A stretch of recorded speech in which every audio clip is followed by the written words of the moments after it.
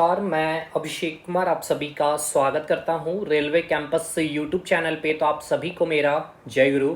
तो चलिए आज हम लोग प्लांट टिश्यू के जितने भी क्वेश्चन पूछे गए हैं, प्रीवियस ईयर के क्वेश्चन और आपके एक्सपेक्टेड क्वेश्चन, मतलब 2018 से लेकर के आज 2025 तक जो भी पेपर हुए हैं, स्पेशली रेलवे के एग्जामिनेशन में, वहाँ के सारे क्वेश्चन को हम लोग विथ एक्सप्लेनेशन डिस्कशन करेंगे।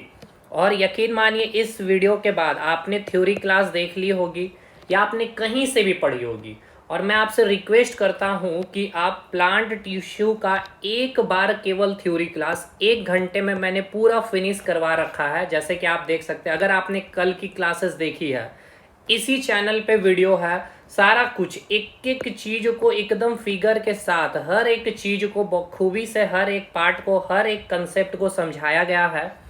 तो आप देख सकते हैं जाइलम फ्लोएम का कंसेप्ट, और यहाँ से कितने अच्छे अच्छे लेवल के क्वेश्चन डायग्राम बेसिस पे जो क्वेश्चन पूछे जाएंगे, मतलब सब कुछ फ्लो चार्ट वगैरह सब कुछ करा दिया गया।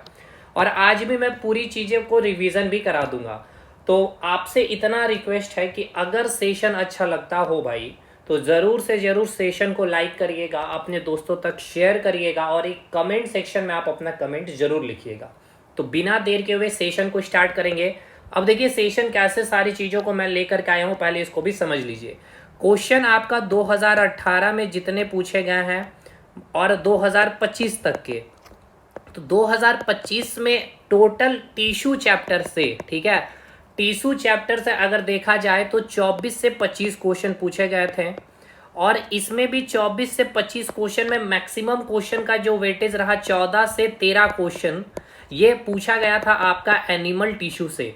तो एनिमल टिश्यू का पूरा थ्योरी और वो सारे पीवाईक्यू मैंने करवा दिए हैं इसी चैनल पे। 1 घंटे का वीडियो है, पूरा थ्योरी खत्म है, और 30 मिनट में सारा क्वेश्चन प्रैक्टिस करवा दिया हूँ। और रेस्ट जो क्वेश्चन बच गया 14-13 के बाद 10 क्वेश्चन अप्रॉक्स में लेके चलिए जो आपसे पूछे गए हैं प्लांट टिश्यू से। इस बार 2025 की मैं बातें कर रहा हूँ, और 2018 से लेकर के 2022 तक, क्योंकि 23 में कोई पेपर हुआ नहीं, 24 में वैकेंसी आई, और लास्ट 24 से फिर 25 में एग्जामिनेशन हुआ। तो कुल मिलाकर के अगर देखा जाए तो एनिमल टिश्यू और प्लांट टिश्यू को मिलाकर के कम से कम 150 सवाल पूछे गए हैं। लेकिन एक चीज को समझिए, यहाँ पे क्वेश्चन का जो रिपीटेशन है बहुत अधिक है। तो मैक्सिमम जो क्वेश्चन है 50 क्वेश्चन है, इसी का रिपीटेशन आपको 120-130 नंबर ऑफ क्वेश्चन देखने को मिलेंगे। तो वही क्वेश्चन को बार बार करने से कोई फायदा है नहीं। हम लोग यूनिक क्वेश्चन यानी कि प्लांट टिश्यू में आज आपके 50 प्लस क्वेश्चन को कवर कराया जाएगा। 2018 से 22 के सारे क्वेश्चन और 2025 के 8 से 10 क्वेश्चन जो पूछे गए वो सारी चीजों को, ठीक है। एक बार आप पहले देख लीजिए, जैसे कि देखिए पुराने 2018 का जो क्वेश्चन ये रहा आपका, 2022 का पूछा गया क्वेश्चन है, ये आप देख सकते हैं 2022 में ये पूछा गया क्वेश्चन है, ग्रुप डी में 2022 क्वेश्चन है। 2018 का भी देखिए डायग्राम बेसिस पे भी क्वेश्चन आपका सारा कुछ यहाँ पे रखा गया है।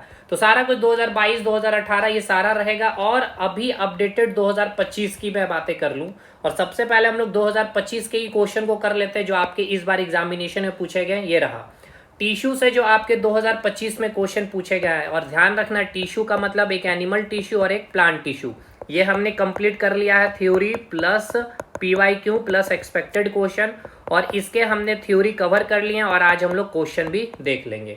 तो चलिए देख सकते हैं 2024 का क्वेश्चन। 2024 अभी जस्ट जो एलपी का पेपर हुआ है, टेक्नीशियन का ग्रेड 3 में जो पेपर हुआ जेई के, वो सारे क्वेश्चन यहाँ पे करवा दिए जाएंगे। तो चलिए पहला सवाल से चीज़ों को हम लोग स्टार्ट करते हैं। लेकिन चलिए एक बार पहले क्वेश्चन में आ जाते हैं, फिर पूरी चीज़ें मैं आपका रिवाइज भी करा दूंगा। पहला सवाल पहले एक क्वेश्चन हम लोग कर लेते हैं, क्योंकि बहुत क्वेश्चन बहुत स्टूडेंट ने क्लासेस भी कर रखा है, और वो सारी क्लासेस की लिंक कमेंट सेक्शन में देखने को मिल जाएगी आपको। क्वेश्चन ये पूछा गया था कि निम्नलिखित में से कौन सी फ्लोएम की कोशिकाएं हैं। Which of the following are phloem cells, ठीक है। Sieve tube and companion cell, छलनी नलिकाएं और साथी नलिकाएं। Tracheid and vessels, sieve cell and vessels, tracheid and companion cell. ये आपका क्वेश्चन 2024 में एलपी टेक्नीशियन में। देखिए ये क्वेश्चन क्या पूछा गया, इस क्वेश्चन का मैं पूरा का पूरा खंडन कर देता हूं। आपसे पूछा गया है फ्लोएम के बारे में, है ना मेरे भाई, किसके बारे में आपसे पूछा गया सर? फ्लोएम टिश्यू के बारे में पूछा गया। तो सबसे पहले फ्लोएम कैसा टिश्यू है तो आपको बताना होगा। मैंने आपको बताया है कि ये कैसा टिश्यू है सर, तो ये आपका एक कॉम्प्लेक्स टिश्यू है, कॉम्प्लेक्स परमानेंट टिश्यू है। इससे पहले भी मैंने आपको बताया है क्या कि प्लांट टिश्यू को हमने दो भाग में कैटेगराइज किया है, ठीक है। दो भाग में कौन कौन सा? एक अनडिफरेंशिएटेड होगा और एक होगा आपका डिफरेंशिएटेड।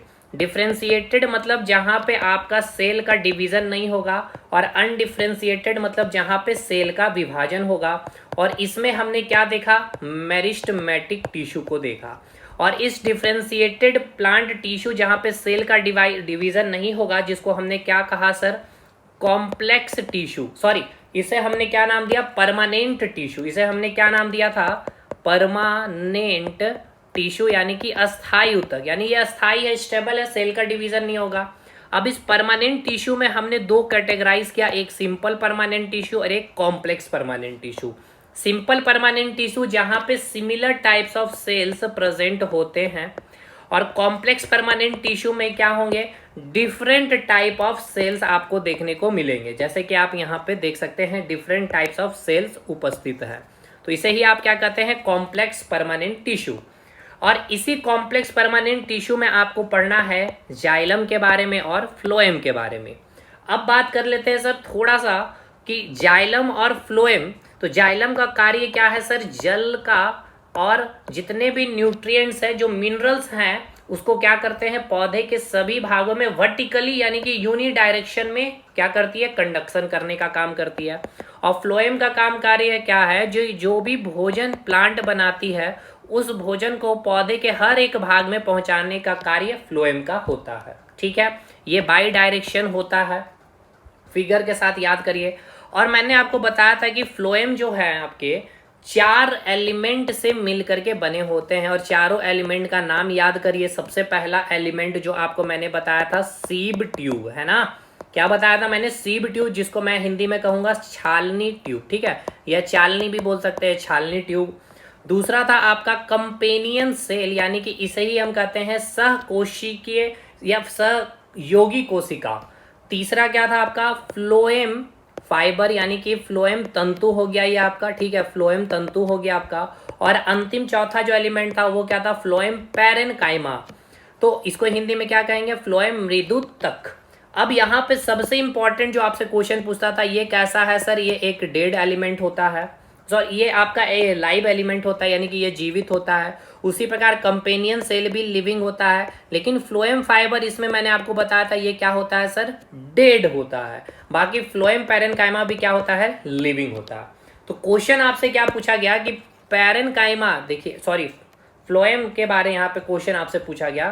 क्वेश्चन आ जाइए। क्वेश्चन आपसे बोला गया कि जो फ्लोएम है, इनमें से कौन उसकी कोशिकाएं नहीं है, यानी कि उनका कौन सा एलिमेंट नहीं है। तो अभी आप याद करिए फटाफट, मैंने अभी आपको बता दिया। इसकी 4 एलिमेंट है: sieve tube, companion cell, phloem fibre, phloem parenchyma, जिसमें से सभी लिविंग होते हैं एक्सेप्ट फ्लोएम फाइबर की। तो भाई चलिए इसका ऑप्शन हम लोग देख लेते हैं।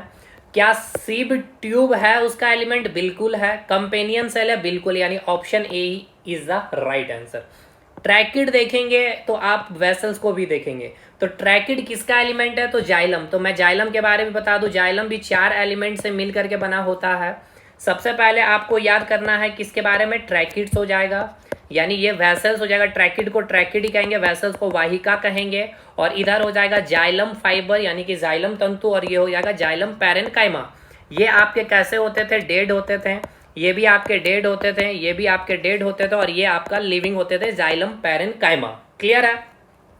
तो चलिए पहला सवाल अब समझ में आ गया कि फ्लोएम कोशिकाएं कौन इनमें से होगी, फ्लोएम किससे एलिमेंट से मिलकर बनी होगी? तो भाई चलनी या छलनी कोशिकाएं और साथी कोशिकाएं, यानी कि कंपेनियन सेल। ट्रैकिड तो जाइलम में होगा। सीब सेल एंड वेसल्स ये आपके कहाँ मिलेंगे दोस्त? तो वाहिकाएं कहाँ मिलेगी? तो जाइलम में मिलेगी। आपसे पूछा गया फ्लोएम के बारे में। ट्रैकिड और कंपेनियन सेल, तो ट्रैकिड कहाँ मिलता है? कंपेनियन सेल तो फ्लोएम में मिल जाएगा, लेकिन ट्रैकिड आपका जाइलम में मिलेगा। तो चलिए हो गया ये क्लियर, ये क्वेश्चन पूरी तरह से बिल्कुल। तो इसका सही उत्तर क्या हो गया? चलिए हम लोग इसका सही उत्तर पे आ जाते हैं। पहले इसके सही उत्तर की अगर हम लोग बात करें तो option A is the right answer. ठीक है, चलिए क्वेश्चन समझ में आ रहा?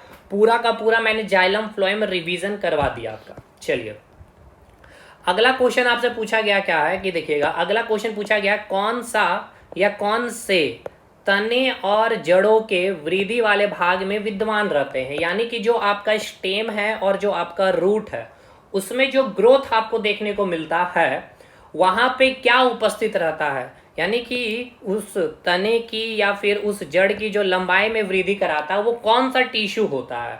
तो याद करिए, सबसे पहले आ जाइए भाई, यहां मैंने आपको अभी बताया है प्लांट को हम दो भाग में कैटेगराइज किए, अनडिफरेंशिएटेड, डिफरेंशिएटेड।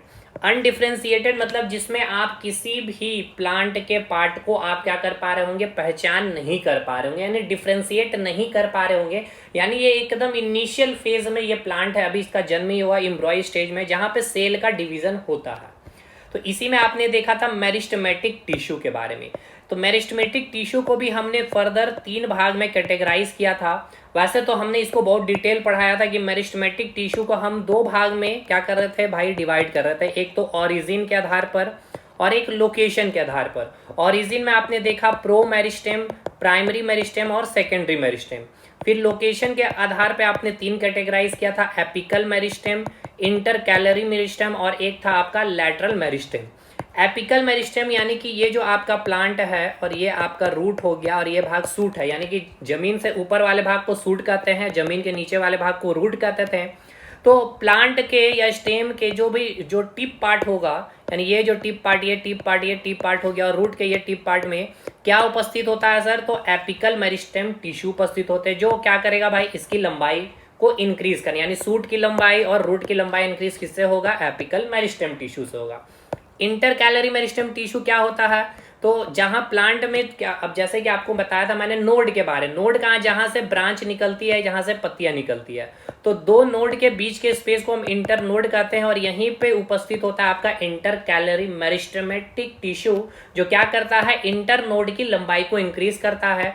और अंतिम है लैटरल मेरिस्टेमेटिक टिश्यू, यानी कि ये जो आज प्लांट देख रहे हैं 10 साल के बाद ये प्लांट की मोटाई इंक्रीज हो जाती है, यानी कि लैटरल साइड में यानी किनारे में उपस्थित होता है लैटरल मेरिस्टेमेटिक टिश्यू, जो थिकनेस या मोटाई या गर्थ को इंक्रीज करता है। तो आप आंसर आपको मैंने दे दिया है, अगर आपने अच्छे से चीजों को सुना है या फिर मेरी क्लासेस एक बार अगर आपने की है तो। भाई क्वेश्चन यहाँ पर बोला गया था कि जो स्टेम है और जो जड़ों की जो वृद्धि होगी, लेंथ इंक्रीज होगी, किस कारण से, तो एपिकल मेरिस्टेमेटिक टिश्यू के कारण से, ठीक है। केवल लैटरल मेरिस्टेमेटिक से तो भाई थिकनेस इंक्रीज होगा, इंटरकैलरी से तो भाई जो 2 नोड के बीच का जो लंबाई होगा या जो स्पेस होगा या इंटर नोड की लंबाई इंक्रीज होगी, लैटरल और इंटरकैलरी तो ये हो नहीं सकता, ये दोनों मैंने बताया अभी। और एपिकल मेरिस्टेमेटिक टिश्यू ही क्या करती है, increase the length of shoot and root. तो option D is the right answer, ठीक है। चलिए यहां से आगे बढ़ेंगे दूसरे सवाल। देखिए क्वेश्चन का मैं हर एक एक्सप्लेनेशन के साथ पूरा टॉपिक प्लांट टिश्यू में रिवाइज करवा दूंगा आपको, ठीक है। चलिए नेक्स्ट क्वेश्चन क्या बोला गया है, क्वेश्चन में बोला गया है कि प्रश्न में दिए गए विकल्पों में से जटिल स्थायी उत्तकों से संबंधित गलत कथन की पहचान करने को कहा गया है, यानी कि आपको पहचान करना है किसके बारे में, स्टेटमेंट क्या किसके बारे में दिया गया है, जटिल स्थायी उत्तक। आ जाइए यहाँ पे, यहाँ मैंने आपको अभी बताया था परमानेंट टिश्यू में, आपको मैंने बताया था कॉम्प्लेक्स परमानेंट टिश्यू, इसके बारे जो स्टेटमेंट है वो स्टेटमेंट जो गलत है वो आपको चूज करना। तो मैंने अभी आपको सारा कुछ बताइए, चलिए पहले स्टेटमेंट पढ़ते हैं क्या बोला गया है। एक जटिल उत्तक में कोशिकाएं एक समान करने के लिए एक साथ काम करती है, क्या ये गलत स्टेटमेंट है। देखिए मैंने स्टार्टिंग क्लास में एनिमल टिश्यू से ही बताते आया हूं कि अगर कोई टिश्यू आपके पास है तो ये टिश्यू कैसे बना होगा, नंबर ऑफ सेल से, मिलियंस ऑफ सेल से मिल करके बनी होगी। तो ये सारे सेल की जो स्ट्रक्चर होगी या जो भी कार्य प्रणाली होगी, जो फंक्शन होगी, वो क्या होगी, एक समान होगी। तो यहाँ पे लिखा गया एक जटिल उत्तक में, यानी कि मान के चलते ये एक जटिल उत्तक है, एक कॉम्प्लेक्स परमानेंट टिश्यू है, तो इसमें जो कोशिका है एक समान करने के लिए, एक सामान्य कार्य करने के लिए एक साथ काम करती है। तो ये बिल्कुल सही स्टेटमेंट है। यहाँ आपको बोला गया है क्या करने, गलत कथन की पहचान करने को कहा, यानी ये तो सही स्टेटमेंट दिया गया है मेरे भाई। चलिए option A is the right statement, लेकिन गलत स्टेटमेंट हमें चूज करनी है। अगला बोला गया complex tissue has more than one type of cell, ये भी सही बात है। हमने आपको बताया था कि कॉम्प्लेक्स परमानेंट टिश्यू किसको कहते हैं, जहां डिफरेंट टाइप ऑफ सेल्स उपस्थित होते हैं, और सिंपल परमानेंट टिश्यू जहां पे वन टाइप ऑफ सेल्स ही उपस्थित होते हैं। तो ये भी आपका स्टेटमेंट सही है कि एक जटिल ऊतक में एक से अधिक प्रकार की कोशिकाएं होती है, ये भी स्टेटमेंट आपका सही है। नेक्स्ट स्टेटमेंट क्या दिया गया है, complex tissue include parenchyma and collenchyma. जटिल ऊतकों में पैरेनकाइमा और कोलेनकाइमा शामिल है, क्या ये सही है? पैरेनकाइमा कोलेनकाइमा ये कहाँ शामिल था, तो मैंने आपको यहाँ भी बताया नहीं है। ये एक्चुअली ये आपका सिंपल परमानेंट टिश्यू का हम जब क्लासिफिकेशन करते हैं पैरेनकाइमा में, क्लोरेनकाइमा में और स्क्लेरेनकाइमा में, तो पैरेनकाइमा क्लोरेनकाइमा ये किसका भाग है, सिंपल परमानेंट टिश्यू का भाग है। और कॉम्प्लेक्स परमानेंट टिश्यू का भाग क्या है, एक आपका जाइलम है और एक फ्लोएम है। तो ये स्टेटमेंट क्या हो गया आपका, गलत हो गया, यानी this is the right option for this question. Okay, next अगला स्टेटमेंट भी पढ़ लीजिए, जो vascular bundle are characteristic feature of complex tissue. ये भी बिल्कुल सही स्टेटमेंट है। क्या है पहले समझिए, देखिए ये सारे चीजें एनसीईआरटी की लाइन है और ये हर एक लाइन मैंने अपने नोट्स में लिखे हैं, बने रहिएगा। अभी आपको मैं आगे आगे जैसे चलूंगा तो वो सारे नोट्स भी आपको अभी मैं दिखाते चलूंगा, ये सारी चीजें मेंशन की गई है या नहीं। संवहनी बंडल जो है जटिल ऊतकों की एक विशिष्ट विशेषता, ये बिल्कुल सही बात है भाई। संवहनी बंडल मतलब क्या होता है, पहले इसको समझिए। वस्कुलर बंडल मतलब क्या है कि ये एक ट्यूब लाइक स्ट्रक्चर इसमें होती है जो कोई भी चीज का संवहन कराने यानी कि ट्रांसपोर्टेशन कराने का काम करती है। तो बिल्कुल जटिल ऊतक में आपने जाइलम के बारे देखा और फ्लोएम के बारे देखा। जाइलम वाटर और मिनरल्स को क्या करती है भाई, ट्रांसपोर्ट करने का काम करती है, और फ्लोएम फूड को यानी कि क्या करती है, संवहन, यानी कि एक वस्कुलर बंडल टिश्यू है। ये बिल्कुल सही स्टेटमेंट है ये भी। तो चलिए इसका आपने सही स्टेटमेंट, सही ऑप्शन इसका क्या होगा इस क्वेश्चन के अकॉर्डिंग, तो option C is the right, यानी कि रॉन्ग स्टेटमेंट है बट हमें रॉन्ग स्टेटमेंट ही चूज करना है। चौथा सवाल जो पूछा गया 2024 में, क्वेश्चन है कि तने में जो है संवहनी बंडलों के आसपास पत्ती की सिराओं में तथा बीजों और फलों के कठोर आवरणों में कौन सा ऊतक मौजूद होता है। चलिए आ जाइए, इसको मैं एक बार पहले यहाँ पर रिवीजन करा दूं आपको एक बार फटाफट सारी चीजों को, देन फिर हम इसके पूरे क्वेश्चन को आराम से कर पा रहे होंगे। देखिए यहाँ मैंने आपको बताया था परमानेंट टिश्यू के बारे में, जहां पे सेल का डिवीजन नहीं होगा। इसको हम दो भाग में बांटे, simple permanent tissue, complex permanent tissue. Complex permanent tissue xylem और फ्लोएम। अब सिंपल परमानेंट टिश्यू को मैं यहाँ पे बांट रहा हूँ, ठीक है, सिंपल परमानेंट टिश्यू, ठीक है। इसको तीन भाग में कैटेगराइज करेंगे, एक हो गया पैरेनकाइमा, ठीक है, एक हो गया पैरेनकाइमा, एक हो गया आपका कोलेनकाइमा और एक हो जाएगा आपका स्क्लेरेनकाइमा। चलिए भाई पैरेनकाइमा का सबसे फटाफट हम लोग सारी चीजें बता देते हैं आपको, ठीक है। सबसे पहले भाई पैरेनकाइमा का कार्य क्या है, फोटोसिंथेसिस करने में हेल्प करती है, स्टोरेज करने का काम करती है और ये सपोर्ट प्रोवाइड करती है, खत्म। नेक्स्ट ये क्या करती है, ये फ्लोटिंग में, तैरने में भी हेल्प करती है। अगर ये फोटोसिंथेसिस करती है तो भैया इसमें क्या होगा, आपका क्लोरोफिल प्रेजेंट होगा, और इस क्लोरोफिल को इस पैरेनकाइमा में क्या कहा जाता है, क्लोरेनकाइमा कहा जाता है। नेक्स्ट ये फ्लोटिंग में हेल्प करती है क्योंकि यहाँ पे जो इंटरसेलुलर स्पेस है, यानी कि जो अंतःकोशीय रिक्त स्थान होते हैं इनके बीच में बहुत अधिक होती है, जिसके कारण यहाँ पे एक्वेटिक प्लांट यानी कि जो जलीय पौधा है वो आसानी से फ्लोट कर पाते, क्योंकि नीचे से यहाँ पे क्या लगेगा, एक बायंसी फोर्स काम करता है। ये भी क्लियर हो गया। तो जो एक्वेटिक प्लांट है, उस एक्वेटिक प्लांट में जो पैरेनकाइमा टिश्यू को किस नाम से जानते हैं, एरेनकाइमा भी कहा जाता है। ये पूरा हो गया, पैरेनकाइमा का काम खत्म, ठीक है। अब आइए क्लोरेनकाइमा के बारे में देखते हैं। तो अच्छा, इसका जो सेल वाल होता है वो क्या होता है, बिल्कुल थीन होता है, ठीक है, थीन सेल वाल होते हैं, ये भी पॉइंट याद रखिएगा, ठीक है। इसके सेल कैसे होते हैं भाई, ये सब पॉइंट इंपॉर्टेंट है, लिविंग सेल होते हैं। चलिए इसमें जो सेल होता है, सेल वाल जो होता है वो थिक सेल वाल होते हैं, क्यों, क्योंकि यहाँ पे क्या उपस्थित होता है, सेलुलोज और पेप्टिन के कारण, ठीक है, ये पॉइंट याद रखिएगा, ये क्वेश्चन पूछा भी गया, सेलुलोज एंड पेप्टिन के कारण। नेक्स्ट इसमें जो सेल होता है वो लिविंग सेल होते हैं, इंटरसेलुलर स्पेस बहुत कम होता है, लिटिल अंतःकोशिकीय रिक्त स्थान होते हैं। इसका मेन काम है फ्लेक्सिबिलिटी, यानी कि लचीलापन, आप जो पत्ते में देखते हैं, तना में देखते हैं, यानी कि वो इजीली बैंड कर जाती है, विदाउट ब्रेकिंग, बिना टूटे ही वो मुड़ जाती है, ठीक है, और फोटोसिंथेसिस में भी हेल्प करती है। अब स्क्लेरेनकाइमा का काम क्या है भाई, स्क्लेरेनकाइमा का सबसे जो वाल होता है वो पहले थिक सेल वाल होता है, ड्यू टू प्रेजेंस ऑफ कौन सा केमिकल सब्सटेंस, लिग्निन के कारण। ये सब इंपॉर्टेंट लाइन है। दूसरा यहाँ पे मैंने आपको बताया था इसके जो सेल होते हैं वो डेड सेल होते हैं। फिर मैंने आपको बताया था कि यहाँ पे जो सेलुलर स्पेस होता है, इंटर सेलुलर स्पेस क्या होता है, जीरो होता है, यानी कि एब्सेंट होता है। और इसका कार्य क्या है भाई, हार्ड एंड स्टफ, यानी कि कठोरता, ठीक है, कठोरता प्रोवाइड करना।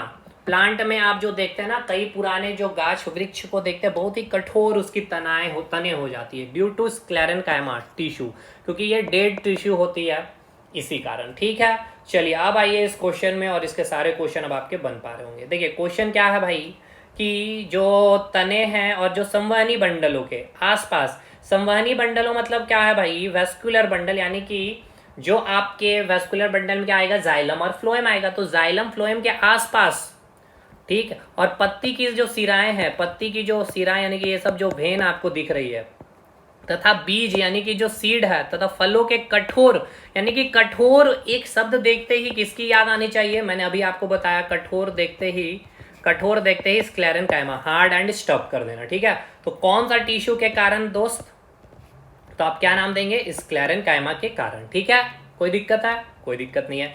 हिंदी में क्या कहते हैं, तो देखिए हिंदी में भी नाम याद रखिएगा, इंपॉर्टेंट है। पैरेन्काइमा को हिंदी में क्या कहा जाता है, बताइएगा, नाम मैं भी भूल रहा हूँ। पैरेन्काइमा, देखिए स्क्लेरेन्काइमा को तो कहा जाता है मृदुतक, इसे कहा जाता है स्थूल उत्तक। ठीक है, और नेक्स्ट अब आपका बच गया क्या, एक पैरेन्काइमा। ठीक है, तो पैरेन्काइमा को हिंदी में मुझे नाम इसका एग्जैक्ट याद नहीं आ रहा भाई। कॉलेन्काइमा को स्थूल उत्तक हो गया, पैरेन्काइमा को हिंदू में, पैरेन्काइमा को, अच्छा चलिए मैंने यहाँ उल्टा लिख दिया भाई, मृदुतक स्क्लेरेन्काइमा को नहीं, स्क्लेरेन्काइमा को दृढ़ उत्तक कहा जाता है, और पैरेन्काइमा को मृदुतक कहा जाता है। ठीक है, मृदुतक कहा जाता है, नोट्स में लिख दिया हूँ मैंने इस बार। ठीक है, हिंदी में भी इंग्लिश में भी। तो पैरेन्काइमा को मृदुतक, कॉलेन्काइमा को स्थूल उत्तक, और स्क्लेरेन्काइमा को दृढ़ उत्तक, क्योंकि हिंदी वाले भी भाई हैं। तो चलिए, तो अब आइए यहाँ पे क्वेश्चन, तो किस कारण कठोरता होगी, तो भी स्क्लेरेन्काइमा यानी क्या होगा हिंदी में, इसको दृढ़ उत्तक। देखिए दृढ़ उत्तक आरआरबी ने भी नहीं लिखा, स्क्लेरेन्काइमा ही लिखा, इसलिए मैंने कहा कि ये टिश्यू चैप्टर इंग्लिश में ही कोशिश कर लीजिए पढ़ लेने का। मैंने पढ़ाया भाई, कोशिश किया दोनों लैंग्वेज में। वैसे तो लचीलापन मैंने अभी बताया था कि जो फ्लेक्सिबिलिटी प्लांट में आपको देखने को मिलती है, क्लोरेन्काइमा यानी कि स्थूल उत्तक, तो क्लोरेन्काइमा के कारण, ये मैंने अभी बताया आपको, जो लचीलापन फ्लेक्सिबिलिटी है, ये रहा। आप यहाँ पे अगर देखे होंगे ध्यानपूर्वक, तो फ्लेक्सिबिलिटी की जो मैंने बातें की थी, ये रहा फ्लेक्सिबिलिटी, तो ये कॉलेन्काइमा के कारण ही होती है। ठीक है, यानी स्थूल उत्तक हिंदी में कहेंगे। अगला क्वेश्चन, ये आपका एनिमल टिश्यू का क्वेश्चन है, छठा क्वेश्चन आ जाइए। प्लांट टिश्यू का ये भी हम लोग कर रहे हैं, एनिमल का हमने कर लिया। डैश उत्तक पौधों को कठोर और मजबूत बनाता, कठोर और मजबूत बनाने का मतलब है भैया दृढ़ उत्तक, यानी कि स्क्लेरेन्काइमा की बातें होगी। नेक्स्ट, शीर्ष, अच्छा चलिए, शीर्ष अस्त विभ्योजोतक कहाँ पाया जाता है, तो भाई ये क्या है, एपिकल मेरिस्टेमेटिक टिश्यू कहाँ पाया जाता है, सूट में एंड रूट में। सूट एंड रूट के कहाँ पे, तो भाई टिप में पाया जाता है। अच्छा चलिए, यहाँ पे तो बोल दिया गया बैक्टीरिया, प्लांट, वायरस, एनिमल, तो ये और भी इजी हो गया भाई, ये तो प्लांट में पाया जाता है। ठीक है, चलिए प्लांट में भी कहाँ, तो सूट और रूट के टिप में।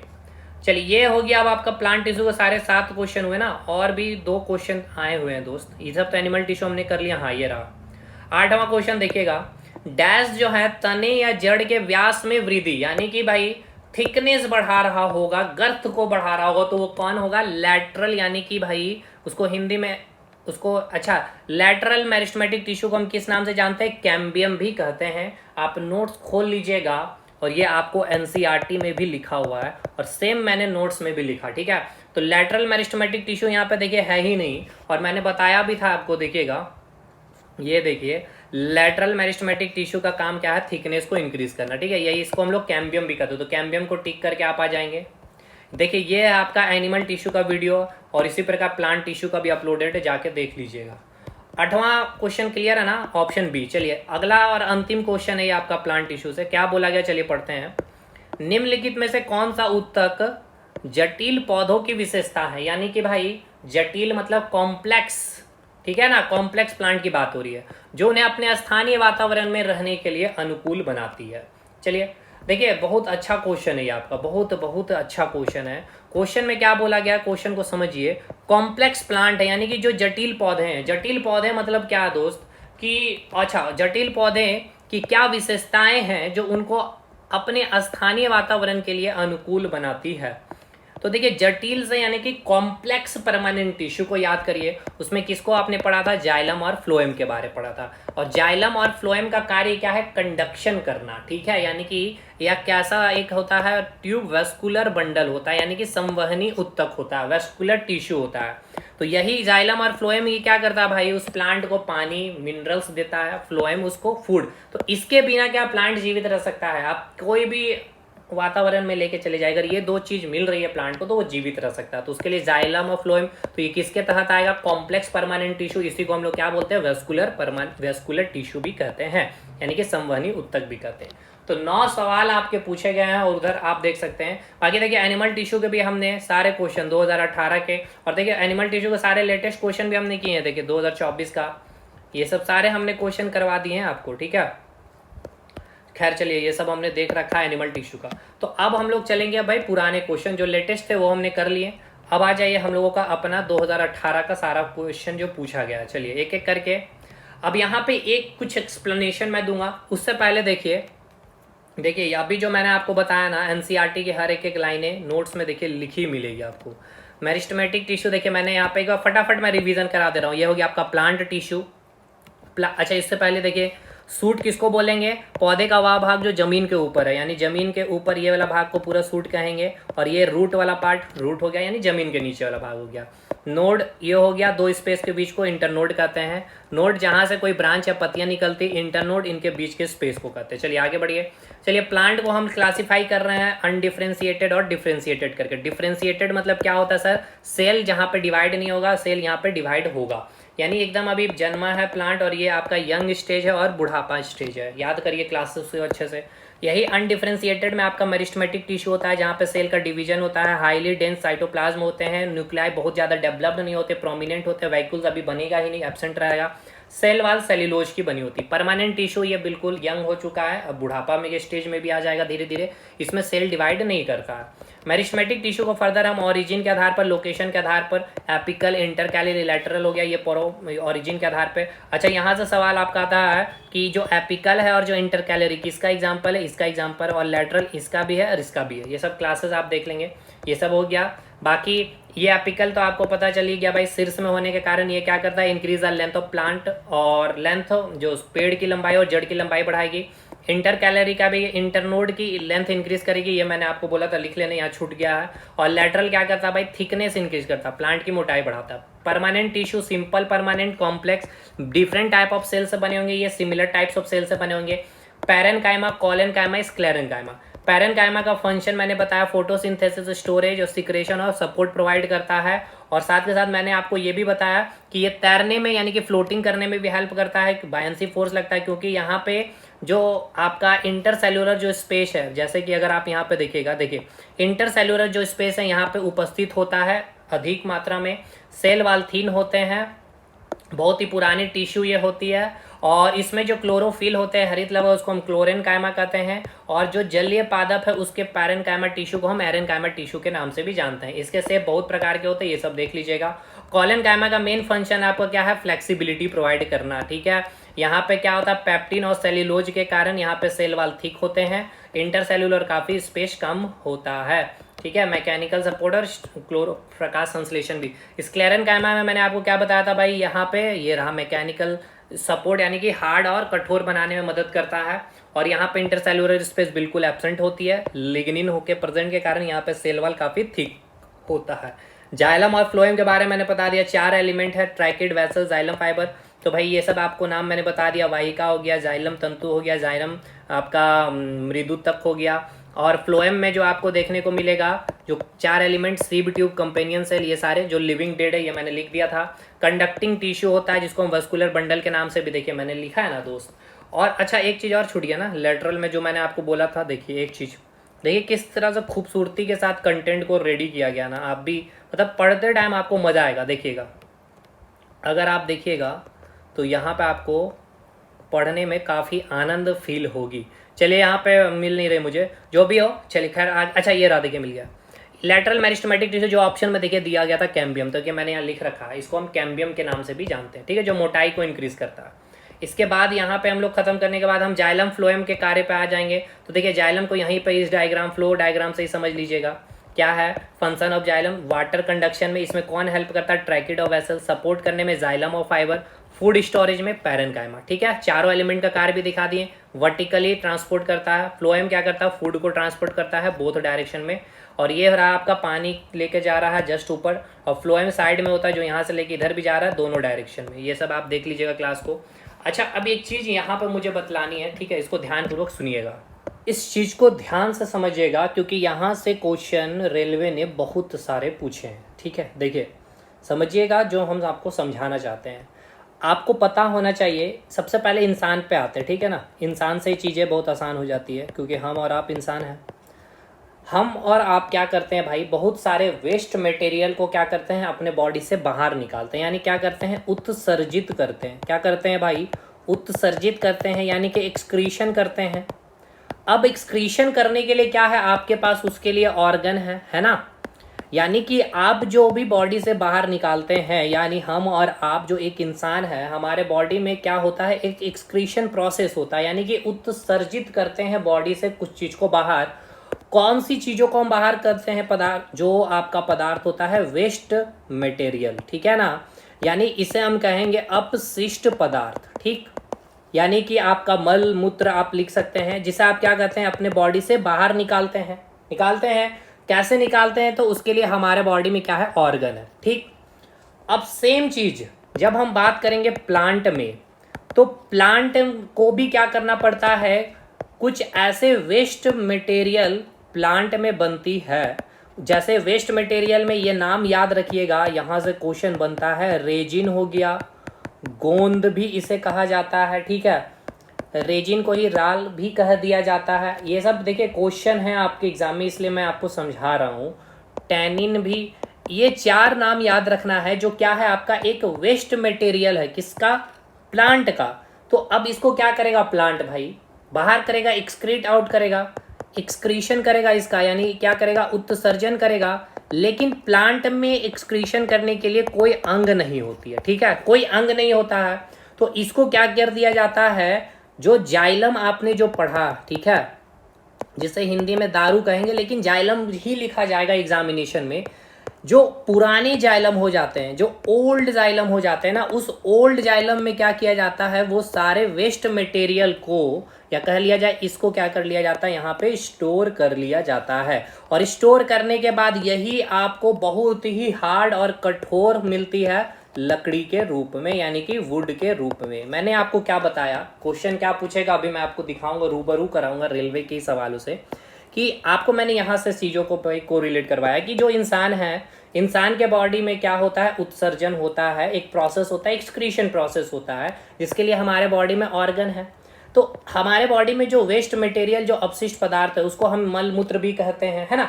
तो उसको हम क्या करते हैं, अपने बॉडी से बाहर निकालते हैं। लेकिन सेम इसी प्रकार जो आप प्लांट को देख रहे हैं, प्लांट में भी वेस्ट मटेरियल बनता है, और वो वेस्ट मटेरियल का नाम आपको सबसे पहले रेजिन हो गया, गोंद हो गया, लार हो गया, टेनिन हो गया। गोंद वही जो आप चिपचिपा जो आपको पदार्थ मिलता है ना, वही। तो ये क्या करता है, प्लांट एक्सक्रीट आउट करता है, बॉडी से बाहर एक्सक्रीशन करता है, लेकिन इसमें कोई अंग नहीं होता जिससे वो बाहर निकाल दे। तो क्या किया जाता है, इसको स्टोर कर लिया जाता है, ये सारे वेस्ट मटेरियल को, कहाँ पे, ओल्ड जाइलम में। और स्टोर करने के बाद यही आपको एक कठोर लकड़ी, एक हार्ड वुड के रूप में आपको चीज़ें मिल जाती है। ठीक है, समझ में आया, समझ गए होंगे। अब आप एक बार क्वेश्चन करिए और भी चीज़ें क्लियर हो जाएगी। देखिए 2022 में यही क्वेश्चन जो मैंने आपको बताया, वही क्वेश्चन पूछा गया है कि जो पुराने जाइलम है, यानी कि जो ओल्ड जाइलम है, देखिए हिंदी में जाइलम ही लिखा है, दारू नहीं लिखा है। जो जाइलम होते हैं, पुराने जाइलम में किस प्रकार के अवशिष्ट उत्पादों को संग्रहित किया जाता है, यानी इंग्लिश में यह बोला गया है कि in old xylem which type of waste material is store, वृद्धि संवर्धक पदार्थ, रेजिन और गोंद, यही ना था आपका वेस्ट मटेरियल। तो option B is the right answer. समझ में आ, देख लीजिए आपका क्वेश्चन पूछा गया है ये। नेक्स्ट क्वेश्चन आपका, चलिए ये आपका 2022 का ये भी क्वेश्चन है, चलिए पढ़ते हैं। क्वेश्चन क्या बोला गया है, पादपों में अवशिष्ट उत्सर्जन, यानी कि भाई जो वेस्ट एक्सक्रीशन किया जाएगा, जो प्रोसेस होगा, के संबंध में आपको पूछा गया कौन सा कथन सही है। इनमें से कौन सा कथन सही है ये आपको बताना है, ठीक है। ध्यानपूर्वक देखिएगा और बताइएगा कौन सा सही है स्टेटमेंट, ठीक। पहला स्टेटमेंट बोला गया कि जो पादप है यानी कि जो प्लांट है मिट्टी में अवशिष्ट पदार्थों का उत्सर्जन नहीं करते हैं।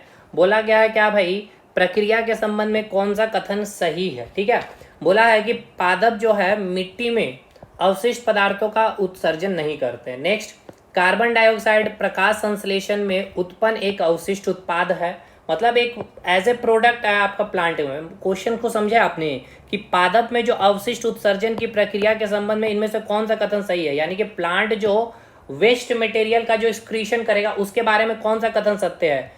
चलिए तीसरा स्टेटमेंट पढ़िए, पादपों में अतिरिक्त जल को स्थानांतरण द्वारा निकाल दिया जाता है, यानी कि बहुत अधिक पानी जो प्लांट में मिल जाता है तो उसका ही एज ए एक्सक्रीशन किया जाता है, यानी कि प्लांट का एक्सक्रीशन पार्ट यही हो जाता है, मतलब मटेरियल हो जाता है। कुछ पौधों में अवशिष्ट उत्पाद जैसे कि लार यानी कि जिसको रेजिन भी कहा जाता है, राल बोल सकते हैं, के रूप में संचित होते हैं।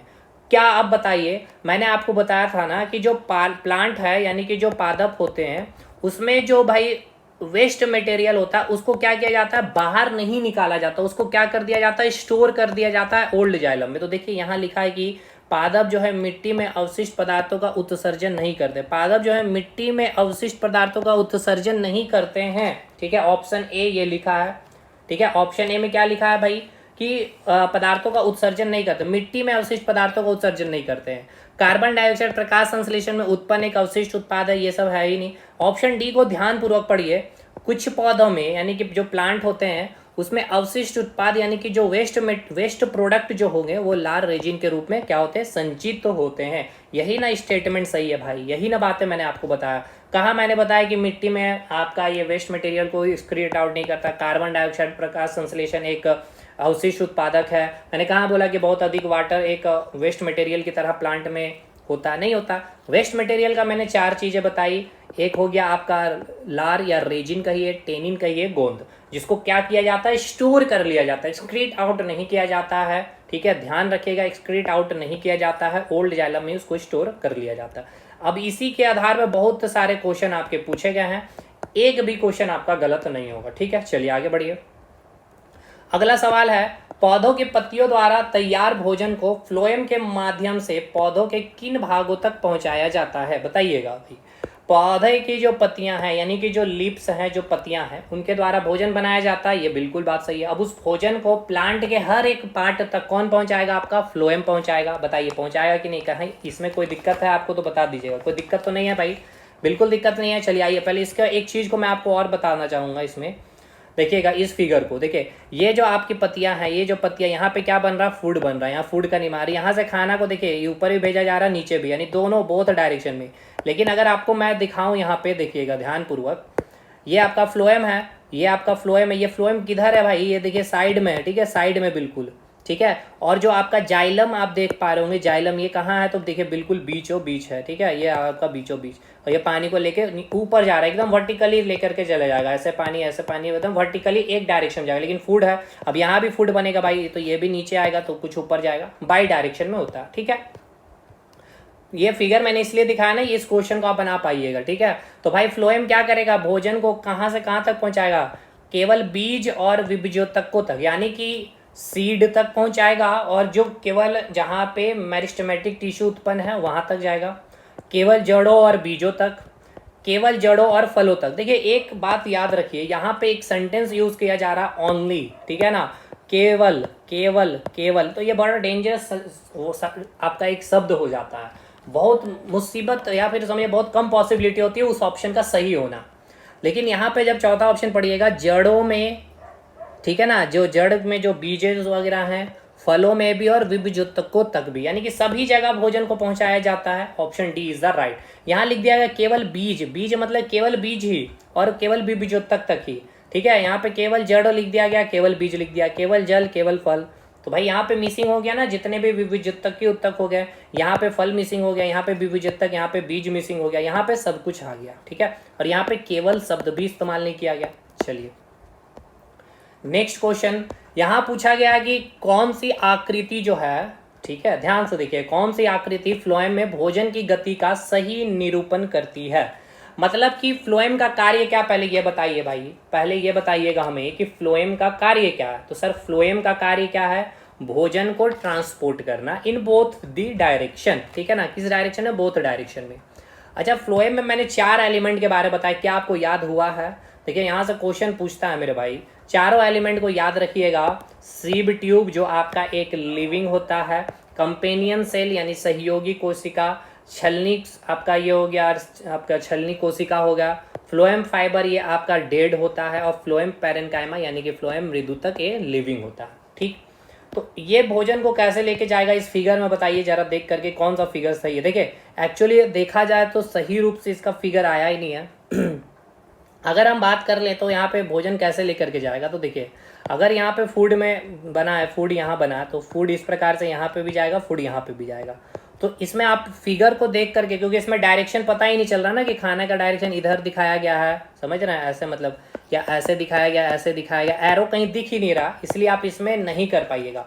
तो अगर मैं आपको बताऊं इसमें क्या होना चाहिए सही है, जैसे कि यहाँ पे अगर फूड बना, ठीक है, तो क्या जाएगा, डायरेक्शन कैसे जाएगा, तो देखिए ऐसे आएगा खाना, इधर से आएगा, ऐसे खाना आएगा, फिर ऊपर चला जाएगा खाना इस प्रकार से, ऐसे जाएगा, ऐसे जाएगा, फिर नीचे भी आएगा, ऐसे यहाँ पे भी खाना बनेगा, तो फिर यहाँ से भी खाना ऐसे आएगा, ऐसे आएगा, ऐसे नीचे नीचे जाएगा, ऐसे ऐसे जाएगा। ठीक है, तो ये डायरेक्शन जहाँ मिलेगा जिस ऑप्शन में उसको टिक करके आ जाइएगा। ठीक, यहाँ पे भाई वो छपा ही नहीं हो ऐसा डायरेक्शन वगैरह कुछ भी। चलिए आगे बढ़िए। इनमें से किस प्रकार की कोशिकाएं, ठीक है, किस प्रकार की कोशिकाएं पादपों में संवहनी उत्तकों का भाग नहीं होता? भाई सबसे पहले तो बताइए, मैं देखिए ये सिखा रहा हूँ कि कैसे कोई चीज को याद नहीं करना, क्वेश्चन से पकड़ना। प्लांट में इनमें से किस प्रकार की कोशिकाएं प्लांट में संवहन उत्तक का भाग नहीं है? संवहन मतलब वेस्कुलर, संवहन करने का कार्य कौन करता था? जाइलम और फ्लोएम, खाने को, पानी को पहुंचाने का कार्य करता था। बोला कि किस इनमें से किस प्रकार की कोशिकाएं पादपों में संवहनी उत्तक का भाग नहीं होता है? ठीक है, संवहनी उत्तक का भाग नहीं होता। तो एक बात बताइएगा, मैंने बोला जाइलम और फ्लोएम, तो जाइलम और फ्लोएम कहने से नहीं होगा, इसके भी तो 4 एलिमेंट मैंने बताए थे और इनके भी 4 एलिमेंट बताए थे। अब जाइलम जल को लेके जा रहा था, इसमें कौन हेल्प कर रहा था? ट्रैकिडो वेसल्स। फिर यहाँ पे क्या था? जाइलम फाइबर था जो सपोर्ट प्रोवाइड कर रहा था, और यहाँ क्या था? जाइलम पैरेन्काइमा था जो स्टोरेज कर रहा था भाई। तो देखिए यहाँ पे संवाहिका हो गया, ठीक है, तो ये तो होगा भाई, इसका भाग होगा ही। पैरेन्काइमा ये बिल्कुल है, पैरेन्काइमा यहाँ पे भी है, फ्लोएम पैरेन्काइमा ये भी है। उसके बाद देखिए वाहिका, ये भाई वेसल से बिल्कुल है, जल का संवहन, तो संवहन करने में ये भी मदद कर रहा है, ये भी मदद कर रहा है, ये भी मदद कर रहा है। कॉलेन काइमा, भैया कॉलेन काइमा क्या करता है? फ्लेक्सिबिलिटी प्रोवाइड करता है, याद करिए लचीलापन होता है, जिसमें लिटिल स्पेस होता है, इंटरसेल्युलर स्पेस होता है, इसमें सेल वाल थिक होते हैं जो सेलुलोज और पेप्टिन के बने होते हैं, कुछ याद आ रहा है, और फोटोसिंथेसिस में भी मदद करता है। तो संवहन का भाग कौन है? तो ये तो संवहन करने में मदद करता है, पैरेन्काइमा भी। अब देखिए पैरेन्काइमा से आप ये समझिएगा नहीं कि वो पैरेन्काइमा, यानी कि कौन सा पैरेन्काइमा जो है सिंपल परमानेंट टिश्यू में डिवाइड किए थे, ठीक है, जिसका काम क्या था? जो आपका फ्लोटिंग में हेल्प कर रहा था, प्रकाश संश्लेषण में काम कर रहा था, ये वो पैरेन्काइमा नहीं। आपको मैं दिखा दूं यहाँ पे, अगर आप कंफ्यूज हो रहे होंगे तो देखिए यहाँ पे इस पैरेन्काइमा की बात हो रही है। आप ये पैरेन्काइमा को बिल्कुल ना सोचें, पैरेन्काइमा मतलब यहाँ पर इस पैरेन्काइमा की बातें हो रही है। देखिए जैसे कि यहाँ पे देखिए ये पैरेन्काइमा यही है ना भाई, संवहनी उत्तक यही है, जाइलम और फ्लोएम। अब इसमें आप देखिएगा तो भाई देखिए वाहिका है, यही आपका ऑप्शन में भी था, और एक पैरेन्काइमा यहाँ भी है, पैरेन्काइमा यहाँ भी, तो ये सभी तो संवहन में मदद कर रही है ना। तो बोला कि उन्हें कौन संवहनी उत्तक का भाग नहीं है, ठीक है, संवहनी उत्तक का भाग नहीं है, तो ये भी है, ये भी है, ये भी है, ये नहीं है। Collenchyma is the right answer, ठीक है। तो इसका सही उत्तर अब आपको समझ में आ गया, क्वेश्चन कैसे पकड़ेंगे ये आपको समझ में आ गया है। चलिए भाई इसका सही उत्तर हो गया option A. Next question, phloem के माध्यम से परिवहन के बारे में निम्नलिखित में से कौन सा कथन असत्य है? ठीक है, यानी कि फ्लोएम के माध्यम से जो परिवहन होता है खाने का, तो फ्लोएम का काम क्या है भाई? खाने का परिवहन ही कराना है ना। तो चलिए पढ़ते हैं क्या है ऑप्शन, कौन सा कथन असत्य है ये बताना। फ्लोएम में परिवहन जो है, अच्छा फ्लोएम क्या करता है भाई? फूड, फा से फ्लोएम, फा से फूड, ठीक है, ऐसे याद रखिएगा। तो फूड को क्या करेगा भाई? प्लांट के सभी भागों तक, रूट से लेके शूट के सभी भागों तक क्या करता है? भोजन को ट्रांसपोर्ट करने में मदद करता है। ठीक, यही पढ़ा भाई। फ्लोएम के 4 एलिमेंट होते हैं, sieve tube, companion cell, phloem fibre और फ्लोएम पैरेन्काइमा। फ्लोएम फाइबर क्या होता है आपका? डेड होता है, सॉरी फ्लोएम फाइबर डेड होता है बिल्कुल। तो फ्लोएम में क्या होगा? परिवहन, ठीक है, फ्लोएम में परिवहन ऊर्जा के उपभोग एटीपी द्वारा होता है। तो बिल्कुल सही बात है, फूड यानी कि क्या है भाई? एटीपी एनर्जी का फॉर्मेशन हो, तो ऊर्जा का उपभोग, फ्लोएम में परिवहन ऊर्जा के उपभोग द्वारा होता है, बिल्कुल सही स्टेटमेंट है। हमें चूज करना असत्य स्टेटमेंट को, ठीक है। पकड़िएगा, देखिए ऑप्शन को पकड़िए कैसे। देखिए हर चीज़ अगर आप सोचिएगा कि हम पढ़ के जा रहे हैं वही आ जाए, नहीं भाई, उसको आप इम्प्लीमेंट करना भी तो सीखें। आगे बढ़िए। आरंभ में ऊर्जा का उपयोग करके सुक्रोज को फ्लोएम में ले जाया जाता है। ये भी आप देखेंगे तो स्टेटमेंट सही है। इनिशियली आरंभ में ऊर्जा का उपयोग करके सुक्रोज को फ्लोएम में ले जाया जाता है, ठीक है। तो सुक्रोज यानी कि इससे भी आपका एक एनर्जी मिल रही है, यानी कि एक एज ए फूड काम कर रही है। ऑप्शन डी देखिए, सुक्रोज के कारण परासरण दाब में हुई वृद्धि के कारण जल जो है फ्लोएम में चला जाता है। ये भी सही है, लेकिन ऑप्शन सी सब पढ़िएगा अच्छे से। तो ऑप्शन सी में क्या लिखा गया, फ्लोएम में परिवहन में जीटीपी और सीटीपी का उपयोग होता है। तो फ्लोएम के माध्यम से परिवहन के बारे में जो कथन है आपका कि फ्लोएम में परिवहन में जीटीपी और सीटीपी का उपयोग होता है, ये गलत स्टेटमेंट है, ठीक है। तो ये स्टेटमेंट गलत है। अच्छा क्वेश्चन है, इसको और भी मैं डिटेल कर सकता हूँ, लेकिन देखिए ये पार्ट आपका 11th-12th में हम लोग जब जाते हैं ना, वैस्कुलर टिश्यू सिस्टम को जब पढ़ रहे होते हैं, बहुत डिटेलिंग होगा वहाँ पे, ठीक है ना। मोनोकोट डाइकोट के बारे में, एंजियोस्पर्म जिम्नोस्पर्म में बहुत डिटेल जाकर के चीज़ों को किया जाता है, इसलिए उतना जरूरी नहीं है इस क्वेश्चन को आप इतना समझ के चलिए, ठीक। नेक्स्ट आगे बढ़िए। अब जीटीपी सीटीपी का क्या है, एनर्जी से कोई मतलब ऐसा समझिए। एटीपी बिल्कुल है, सुक्रोज से बिल्कुल एनर्जी समझ में आ रहा है, सुक्रोज फ्लोएम फूड लेके जा रहा है, एनर्जी मिल रहा है, ऐसे कोरिलेट आप करके चलेंगे। चलिए आगे बढ़िए इस क्वेश्चन में। देखिए यही एक सिंगल क्वेश्चन है जिसमें मैं बहुत एक्सप्लेनेशन नहीं किया हूँ। निम्न में से क्या जाइलम वाहिकाओं के जलरोधी बनाता। बहुत अच्छा सवाल है, समझना होगा इस क्वेश्चन को। जाइलम वाहिकाओं के, ठीक है ना भाई। तो जाइलम क्या करता है, वाटर कंडक्शन और मिनरल कंडक्शन में हेल्प करता है, जिसमें 4 क्या होते हैं, एलिमेंट होते हैं। ट्रैकिड वेसल्स यानी वाहिका हो गया, ट्रैकिड्स हो गया, फिर आपका जाइलम फाइबर हो गया, तंतु हो गया, जाइलम पैरेन्काइमा यानी कि जाइलम मृदु तक हो गया, ठीक है। यहाँ तक कोई दिक्कत है, ये समझने में कहीं दिक्कत है, पहले ये बताइए, कोई दिक्कत है तो बताइएगा। इस क्वेश्चन को कैसे पकड़ेंगे, तो देखिए जाइलम कहने का मतलब कैसा टिश्यू है सर, ये कॉम्प्लेक्स परमानेंट टिश्यू है।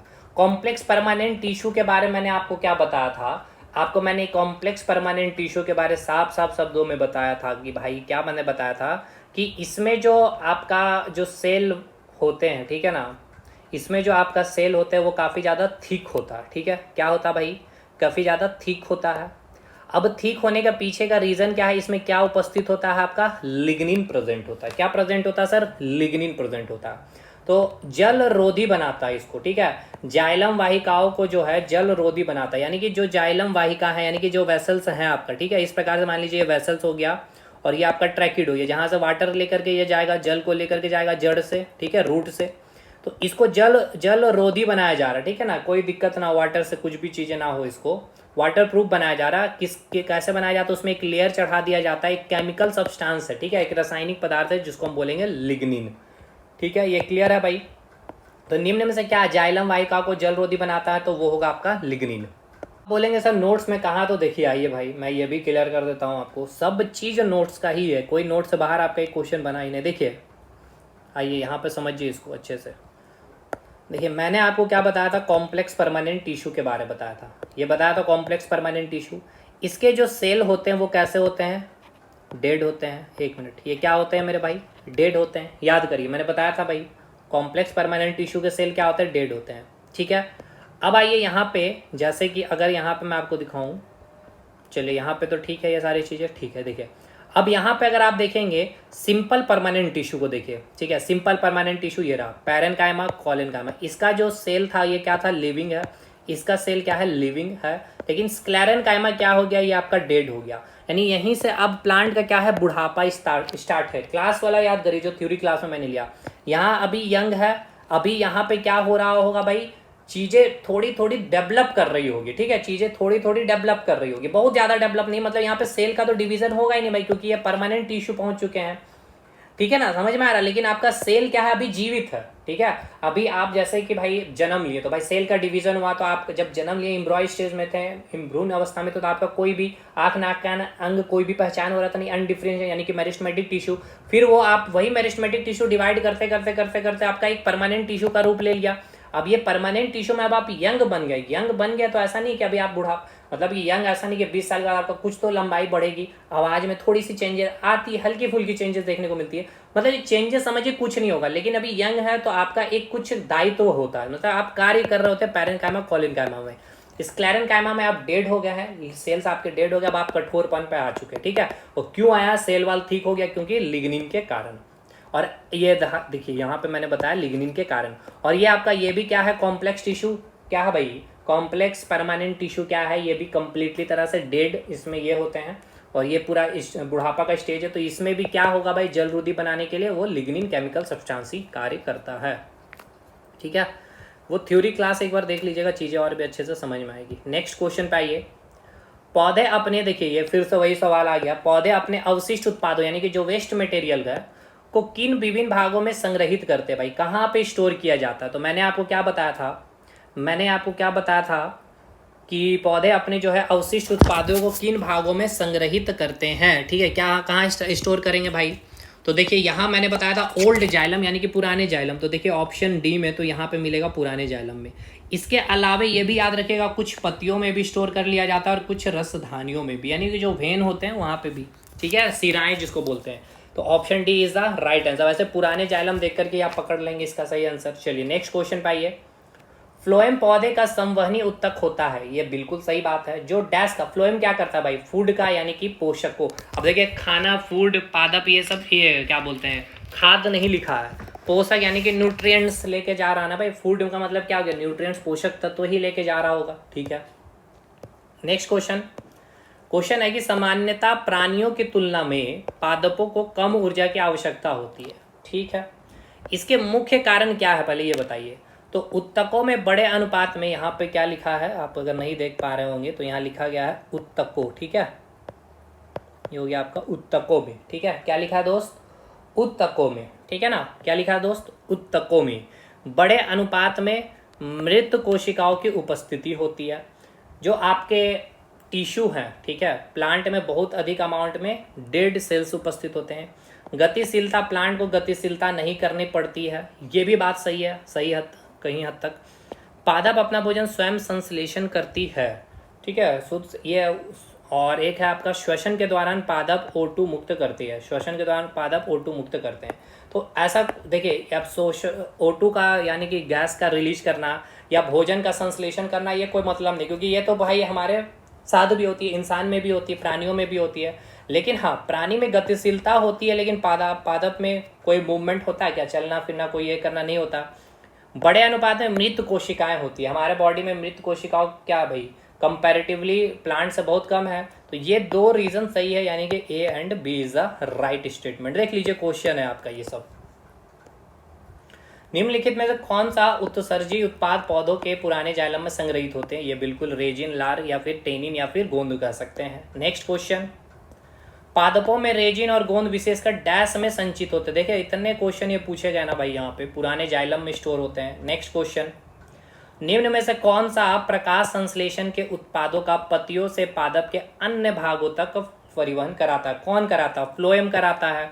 प्रकाश यानी यहाँ समझिए कौन सा प्रकाश संश्लेषण, कौन सा, यानी कि ये चारों में से कौन सा प्रकाश संश्लेषण को, प्रकाश संश्लेषण से क्या बना भाई, खाना बना, प्रोडक्ट बन गया वही।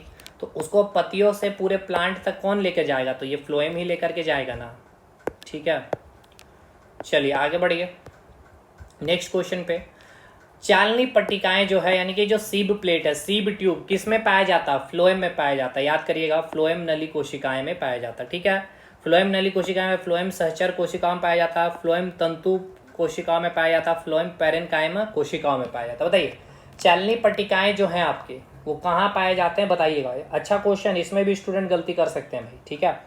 क्या होगा भाई, तो फ्लोएम नली कोशिकाएं यानी कि सीब प्लेट किस में पाया जाता है, डैश में। चालनी पट्टिकाएं जो है सीब फ्लोएम नली में, यानी कि जो, अरे अब यहाँ पे एक बात बताइए, जो फ्लोएम तंतु, तो भाई फ्लोएम का एक क्या है भाई, एलिमेंट है।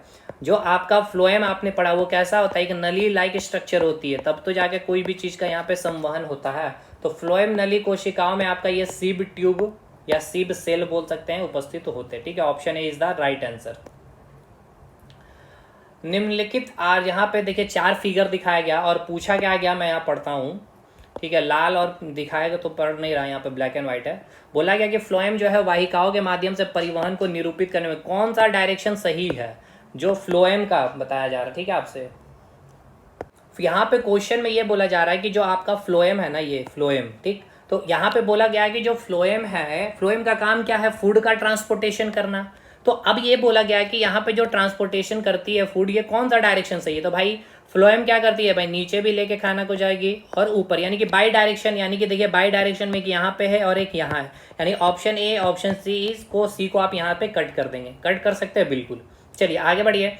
यहाँ पे फिर देखिएगा जाइलम जो है, जाइलम का क्या कार्य है भाई, जाइलम क्या करेगा, वाटर कंडक्शन करने का काम, यानी वाटर को लेके जाएगा वर्टिकली, यानी कि हमें दो डायरेक्शन चाहिए, एक तो वाटर को लेके ऐसे चला जाए और फूड को नीचे और ऊपर दोनों, यानी ये डायरेक्शन जहां मिल जाए वो सही है, यानी option B is the right answer. ठीक है, ऑप्शन बी क्या हो जाएगा, इसका राइट आंसर हो जाएगा। चलिए आगे बढ़िए। अब समझ में आ रहा, ऑप्शन बी कहाँ भाई, चित्र बी ये हो जाएगा आपका सही।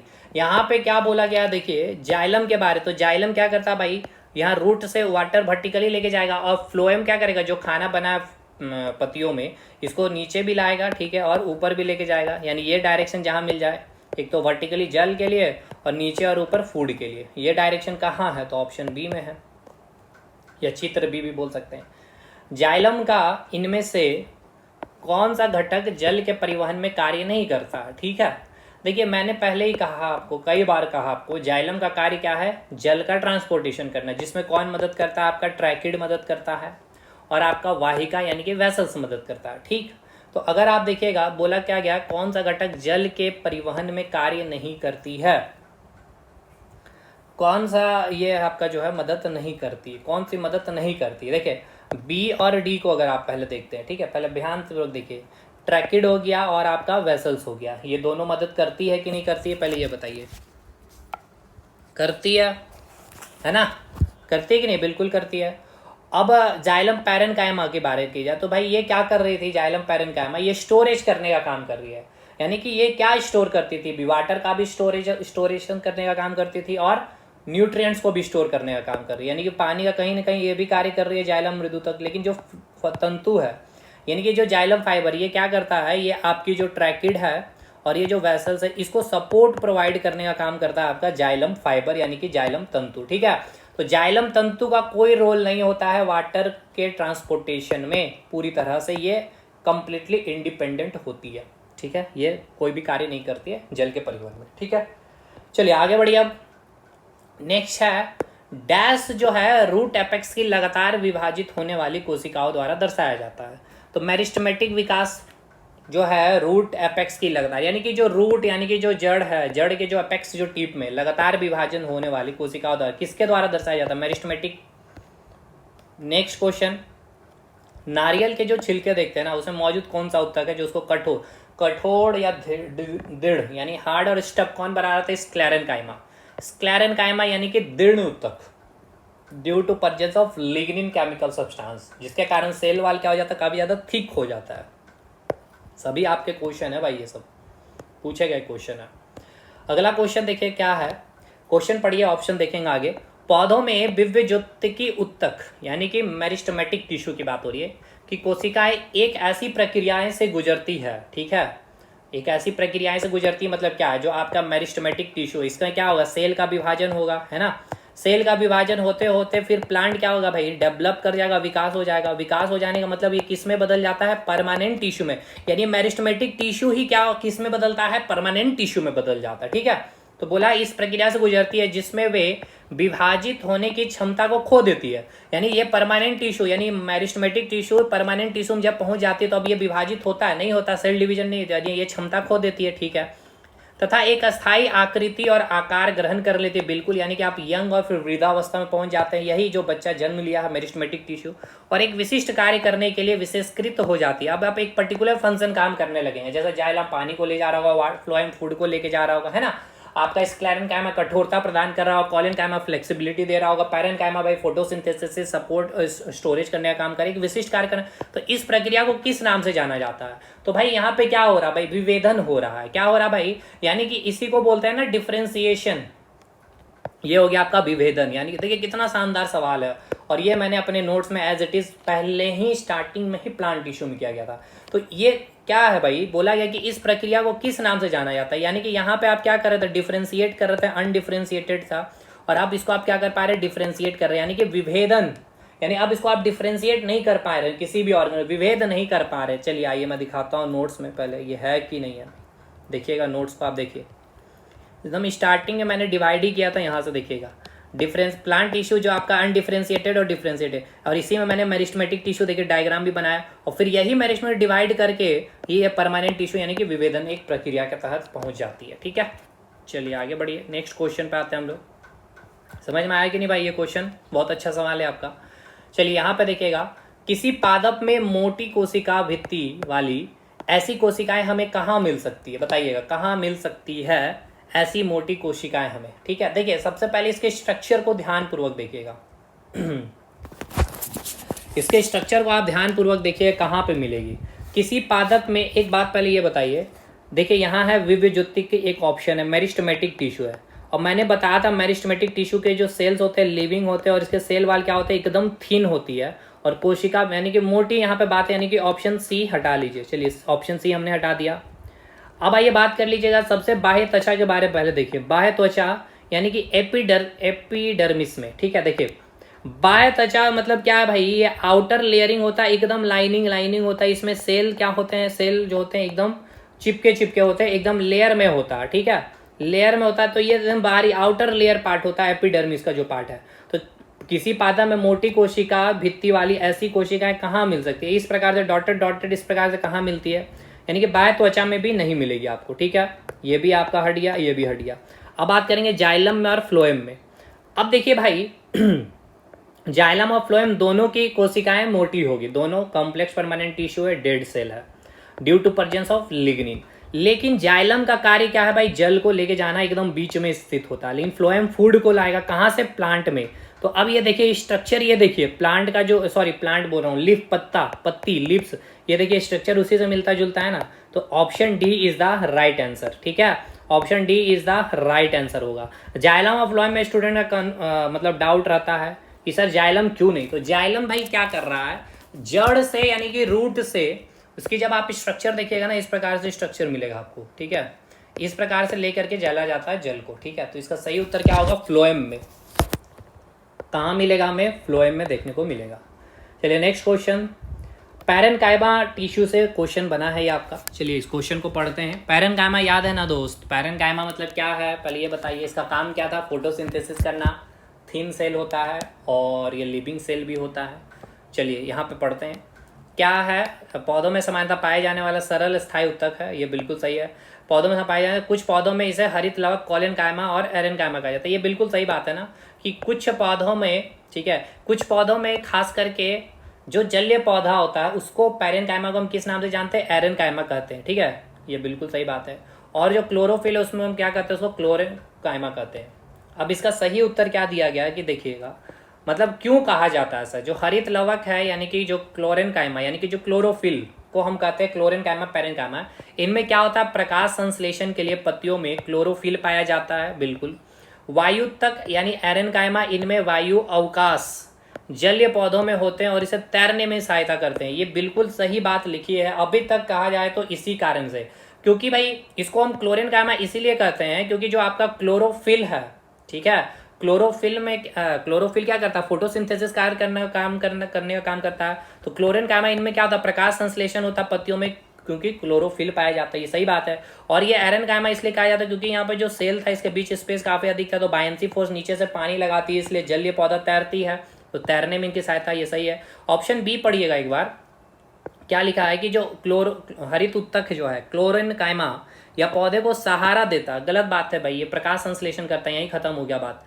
हरित उत्तक क्लोरीन, इसमें वायु अवकाश जलीय पौधों में होते हैं, खत्म हो गया बात भाई। और ये तैरने और उनकी सहायता करता है, ऐसा तो बिल्कुल नहीं, तैरने में तो एरेनकाइमा मदद करती है, तो क्लोरेनकाइमा का तो काम प्रकाश संश्लेषण करने का। हरित उत्तक क्लोरेनकाइमा, इनमें वायु अवकाश, ये भी गलत हो गया आपका। चलिए ठीक है, और यहाँ पे देखिए क्या लिखा है भाई, एरेनकाइमा में प्रकाश संश्लेषण के लिए क्लोरोफिल पाया जाता है, ऐसा तो कुछ नहीं भाई। पैरेनकाइमा को ही एरेनकाइमा कहा जाता है, लेकिन उस प्लांट को कहा जाता है जो जल में पाया जाता है, एक्वेटिक प्लांट। ठीक है, 2022 में देखिए शानदार क्वेश्चन पूछेगा भाई, और मैंने सारे एकदम रिपीटेड क्वेश्चन कुछ ही ये लिए भाई, ये देखिए यहाँ पे देखिए रिपीटेड क्वेश्चन है। उत्सर्जित पदार्थ है जो आपका गोंद हो गया, रेजिन लार हो गया, ये टेनिन हो गया, कहाँ स्टोर होगा, तो पुराने जाइलम में स्टोर होगा। ठीक है, चलिए निम्नलिखित में ये फिगर आपको दिखाया गया, फिगर एग्जैक्ट आपको नहीं समझ में आए तो कोई बात नहीं है, मैं आपको बता दूंगा क्वेश्चन का मतलब क्या है। निम्नांकित चित्र पौधों में फ्लोएम उत्तक की एक काट को दर्शाता है। यानी कि ये आपको ए दिखाया गया है, बी को दिखाया गया, सी को दिखाया, डी। इनमें से कौन जो है, ए बी सी डी में कौन जो है फ्लोएम के उत्तक के काट को दर्शाता है, बताइएगा। तो भाई देखिए, याद करिए फ्लोएम कहाँ होता है, तो जो तना होता है इसके साइड में मिलेगा फ्लोएम। फूड को लेकर के जाएगा, फ्लोएम क्या करता है, फूड को लेकर जाएगा, ऐसे लाएगा नीचे और ऊपर, नीचे और ऊपर, ठीक है। तो देखिए भाई साइड में देखिएगा तो देखिए ए कहाँ दिखाया गया, शायद यहाँ पे दिखाया गया। बी को अगर ध्यान, तो देखिए यही साइड में दिखाया गया। सी तो बिल्कुल वहाँ पे, ये आप इस स्ट्रक्चर को दिखाया गया। और डी ये आपका पार्ट है। तो देखिए बी ही है भाई, यहीं से आपको क्या किया जाएगा, जो भी लीफ को खाना बनाएगा ऐसे नीचे लाया जाएगा, ऐसे भेजा जाएगा, ठीक है। तो बी जो है ये सही आपका यहाँ पे दर्शाया गया है फ्लोएम पार्ट को, ठीक है। B option A is the right answer, ठीक। चलिए, इनमें से कौन सा जाइलम का एक घटक नहीं है भाई, जाइलम का घटक नहीं है भाई। कौन कौन होता है याद करिए, तो एक बार मैंने आपको बताया था। वाहिका होता है, ये बिल्कुल होता है सर। वाहिनिका होता है, वाहिनिका यानी कि ट्रैकिड होता है, वेसल्स होता है, बिल्कुल होता है। मृदुतक यानी कि जाइलम पैरेन्काइमा होता है, जाइलम फाइबर तंतु होता है, सहचर कोशिका नहीं होता, ठीक है। चलिए अगला सवाल पे आते हैं। भोजन के संग्रहण के लिए जाइलम की कौन सी कोशिकाएं उत्तरदायी है? मैंने बताया था भाई, जाइलम पैरेन्काइमा, ठीक है, जाइलम पैरेन्काइमा यही उत्तरदायी है ना भाई स्टोरेज के लिए। एकदम मैंने फ्लो चार्ट में भी इसको आपको बताया था, मैं आपको दिखाता हूँ। देखिए मतलब कंटेंट को कितनी खूबसूरत से तैयार किया गया है ना, कि मतलब कि अगर लास्ट टाइम आप जब रिवीजन करेंगे तो कितना हेल्प करेगा। देखिएगा फूड को जो स्टोर किया जा रहा था बाय पैरेन्काइमा, ठीक है। पैरेन्काइमा जो इसका चौथा एलिमेंट आप देख रहे हैं ये है। चलिए भाई, चलिए नेक्स्ट क्वेश्चन पे आते हैं। अब ख़त्म ही हो जाएगा हमारा सारा क्वेश्चन भी, ज़्यादा क्वेश्चन है अभी है भाई, बहुत सारे क्वेश्चन अभी बचे हुए। चलिए कोई नहीं, करते हैं एक एक करके। नीचे से क्वेश्चन स्टार्ट करते हैं, चलिए ठीक है। नीचे से चलते हैं, जहाँ तक भी हमने देख लिया वहाँ पहुँच जाएंगे। क्या क्वेश्चन है, 2018 का क्वेश्चन भी देख लेते, 2000 पूरा देखेंगे, एकदम परेशान होते, एक भी क्वेश्चन स्किप नहीं होगा। मेरिस्टेमेटिक उत्तक जो है एक विशेष भूमिका निभाती है। क्या भूमिका निभाती है भाई? इंक्रीज क्या बोलते हैं, डिवीजन यहाँ पे होता है सूट और रूट के टिप में, ठीक। और अपने विभाजित करने की क्षमता को त्याग देता है, ये बिल्कुल बात सही है भाई। यही मेरिस्टेमेटिक उत्तक क्या होती है, फिर धीरे धीरे इसके जो सेल्स होते हैं फिर डिवीजन करना छोड़ देती है, डिफ्रेंशिएटेड यानी कि परमानेंट टिश्यू में बदल जाती है, तब डैश बनाती है। क्या बनाती है भाई? स्थायी उत्तक बनाती है, यानी कि परमानेंट टिश्यू बनाती है। चलिए भाई इजी क्वेश्चन रहा। 2018 में एक और सवाल था अस्थायी उत्तक के बारे में, कि अस्थायी उत्तक डैश के अंतर्गत वर्गीकृत किए जाते हैं भाई। जो अस्थायी उत्तक है डैश के अंतर्गत वर्गीकृत किए जाते हैं, स्क्लेरेन्काइमा, पैरेन्काइमा, कोलेन्काइमा, मेरिस्टेमेटिक। बताइए बताइएगा बताइएगा बताइए। देखिए अस्थायी उत्तक समझिए, अस्थायी उत्तक डैश के अंतर्गत तो वर्गीकृत किया जाता है, यानी कि ये जो आपका मेरिस्टेमेटिक जो टिश्यू है, ठीक है, यही फर्दर आपका क्या होता है, डिवीजन करना बंद कर देता है और आपका अस्थायी उत्तक का रूप ले लेता है ना। और अस्थायी उत्तक में दो, एक सिंपल और एक कॉम्प्लेक्स, ये हो गया पैरेन्काइमा, क्लोरेन्काइमा, स्क्लेरेन्काइमा, ये हो गया जाइलम और ये हो गया फ्लोएम, ठीक है। तो अस्थायी उत्तक यानी कि जो अस्थायी उत्तक है डैश के अंतर्गत, किसके अंतर्गत? मेरिस्टेमेटिक उत्तक के अंतर्गत, यानी इसके बाद क्या होता है, अस्थायी रूप ले लेता है, अस्थायी उत्तक का रूप ले लेती है। तो किसके बाद भाई? मेरिस्टेमेटिक के बाद। बहुत अच्छा सवाल है यार, ये क्वेश्चन समझ में ही ना आए। अब इसको आप ऐसे भी पकड़ सकते हैं, मान लीजिए इस क्वेश्चन आपको कुछ समझ में नहीं आ रहा। देखिए स्क्लेरेन्काइमा, पैरेन्काइमा और कोलेन्काइमा को देखते ही आपको ये समझ में आ गया कि सर ये क्या है, एक स्थायी उत्तक है, सिंपल स्थायी उत्तक है। लेकिन जब मेरिस्टेमेटिक को देख रहे हैं तो भाई ये तो भाई क्या है आपका मेरिस्टेमेटिक टिश्यू का पार्ट, यानी कि अनडिफ्रेंशिएटेड जहां हो रहा होगा। तो यही तो फिर बाद में डिवाइड होते होते, यानी कि ये जैसे कोशिका डिवाइड किया इस प्रकार से, ठीक है। ये मान लेते हैं मेरिस्टेमेटिक टिश्यू का एक सेल है, ये डिवाइड किया इस प्रकार से, ये फिर फर्दर डिवाइड करेगा इस प्रकार से, ये भी फर्दर डिवाइड करेगा, ये फिर फर्दर ऐसे डिवाइड किया, ये फर्दर ऐसे डिवाइड करेगा, ये फर्दर डिवाइड करते करते एक समय जाके फिर ये अपना स्टेबल रूप ले लेगा, यानी स्थायी, यानी कि मेरिस्टेमेटिक उत्तक फिर किस में बदल गया? अस्थायी उत्तक में बदल गया, यानी option D is the right answer. पौधों के तनों में जो छल्ले हैं, ठीक है, छल्लों के रूप में पाए जाने वाली आकृति जो उनकी वृद्धि में सहायक होती है, में डैश निम्न में से कौन सा उत्तक पाए जाते हैं? बताइए भाई, क्वेश्चन क्या बोला है? पौधे में तनों के छल्लों के रूप में पाई जाने वाली जो आकृति है जो उनकी वृद्धि में सहायक होती है, मैं निम्न कौन सा वृद्धि में सहायक होती है? सिंपल से बताइए, वृद्धि में सहायक होती है। तो मेरिस्टेमेटिक उत्तर, मेरिस्टेमेटिक उत्तर, मेरिस्टेमेटिक उत्तर, एपिकल मेरिस्टेमेटिक उत्तक, वर्टिकल मेरिस्टेमेटिक उत्तक, लेटरल मेरिस्टेमेटिक उत्तक, और ये कैम्बियम भी लेटरल मेरिस्टेमेटिक उत्तक को ही कहा जाता है। बताइए, बहुत अच्छा सवाल है, 2018 का क्वेश्चन है। अब क्वेश्चन को पहले समझिए, पौधों के तनों में जो छल्ले के रूप में पाए जाने वाली जो आकृति है, ठीक है, तो उनकी वृद्धि, तना में जो वृद्धि आएगा भाई लेटरल के कारण आएगा। किसके कारण आएगा? लेटरल के कारण आएगा, ठीक है। तो तना में जो छल्ले आ रहे हैं, छल्ले जैसे कि तना ही आपका हो गया, तो इसमें जो मोटाई आपको दिखते हैं किसके कारण? लेटरल मेरिस्टेमेटिक टिश्यू के कारण, ठीक है। चलिए नेक्स्ट क्वेश्चन देखते हैं। बोला गया निम्नलिखित में से, ठीक है, कौन से ऊतक का अंत कोशिकीय क्षेत्र बड़ा होता है? तो भाई सिंपल सी बात है ना, बड़ा किस में होगा?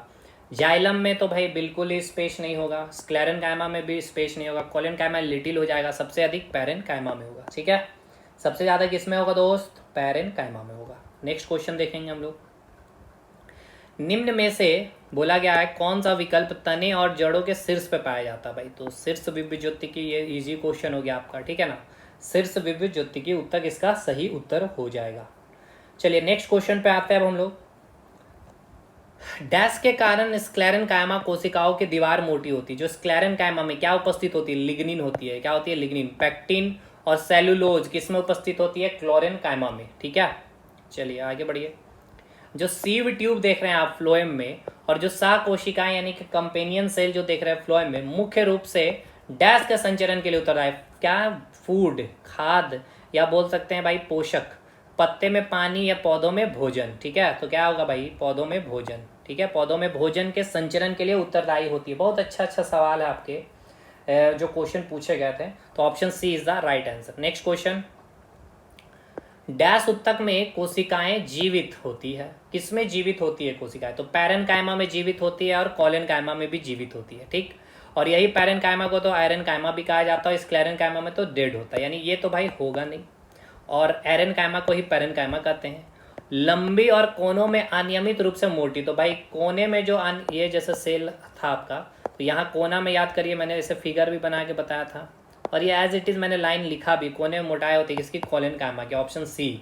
चलिए पहले इसको मैं आपको दिखाता हूँ नोट्स में कहाँ लिखा। भाई देखिए, दिखाना इसलिए इंपॉर्टेंट है ना कि नोट्स को आपको बहुत इंपॉर्टेंट देना ही पड़ेगा। देखिएगा ध्यानपूर्वक, कोलेनकाइमा का ये नोट्स आप यहाँ पे जब पढ़ेंगे। Cell wall is thicken at the corner, देख सकते हैं किनारों में कोशिका भित्ति मोटी होती है। क्यों इंपॉर्टेंट है? बस यही दिखाना चाह रहे हैं कि क्वेश्चन कैसे डायरेक्ट फंसेंगे आपके एग्जाम में। भाई ये फंसने बोलना ये सही बात नहीं है, क्योंकि हमने तो भाई इतना अच्छे से चीज़ों को करवा दिया कि क्वेश्चन आएंगे वहीं से। कोलेनकाइमा ऊतक की कोशिकाएं डैश से कोनों पर मोटी हो जाती है। तो क्या भाई? सेलुलोज और, याद करिए, पैक्टिन, ठीक है। सेलुलोज और पैक्टिन कहाँ है? सेलुलोज और पैक्टिन, ऑप्शन सी अभी बताया मैंने। निम्नलिखित में से किन ऊतकों में कोशिकाएं जीवित होती है? भाई पैरेनकाइमा में लंबी और कोनों में अनियमित रूप से स्थूल होती है। कोनों में अनियमित रूप से collenchyma, option D is the right answer. देखिए 2018 का क्वेश्चन है ये सभी, ठीक है। 31/13/8/2018 का ये क्वेश्चन है, ठीक। तो option D is the right answer, collenchyma हो जाएगा, ठीक है। क्योंकि भाई इसमें क्या होता है? जीवित भी होता है, और किनारों में देखिए लंबी और कोनों में क्या होता है? अनियमित रूप से स्थूल होती है। यानी स्थूल मतलब भाई कोलेनकाइमा को ही तो स्थूल ऊतक कहा जाता है, यानी मोटी, ठीक है। पौधों में लचीलापन किसके कारण आया था? भाई याद करिए, क्लोरेनकाइमा के कारण ही लचीलापन आपको देखने को मिला था, ठीक है। लचीलापन किसके कारण पौधों में? तो कोलेनकाइमा के कारण ही, ठीक है। कोलेनकाइमा यानी option C is the right answer. Next question. Dash की कोशिकाएं कोनों पर अनियमित रूप से मोटी होती है। तो किसकी कोशिका? क्वेश्चन स्थूल ऊतक या कोलेनकाइमा, ठीक है। स्थूल कोन ऊतक भी कहते हैं इसको। अस्थायी ऊतकों के निर्माण के लिए एक अस्थायी संरचना, आकार और क्रिया अपनाने की प्रक्रिया को क्या कहा जाता है? अभी मैंने बताया विभेदन। देखिए जो अस्थायी ऊतकों का निर्माण होगा मेरे दोस्त, यानी कि परमानेंट टिश्यू का निर्माण के लिए एक अस्थायी संरचना, आकार और क्रिया, मतलब एक स्टेबल स्ट्रक्चर हो जाएगा, शेप स्टेबल हो जाएगा, कार्य स्टेबल हो जाएगा। तो ये कब होता है? जब मेरिस्टेमेटिक टिश्यू परमानेंट, यानी कि सेल डिवीजन करने की क्षमता खो देती है, उसे हम विभेदन यानी कि डिफरेंशिएशन कहते हैं। निम्नलिखित में से कौन सा पौधों की बाह्य त्वचा का कार्य नहीं है? बाह्य त्वचा का कार्य क्या नहीं है? पौधों को संरक्षित रखना। क्या ये कार्य है या नहीं? पहले ये बताइए। बिल्कुल कार्य है सर। एपिडर्मिस का कार्य क्या? बाहर सबसे लेयर होता है, आउटर लेयर होता है, कंटिन्यूअस लेयर में होता है। रोमों की सहायता से वायु की स्थिर रोधन परत तैयार करना, बिल्कुल एक लेयर तैयार कर देती है। वाष्पोत्सर्जन यानी कि ट्रांसपिरेशन यानी कि वाटर लॉस को भी रोकती है। प्रकाश संश्लेषण करना, क्या ये काम प्रकाश संश्लेषण करने का काम करती है? बिल्कुल नहीं, यही गलत हो जाएगा, कार्य नहीं है इसका। Next question.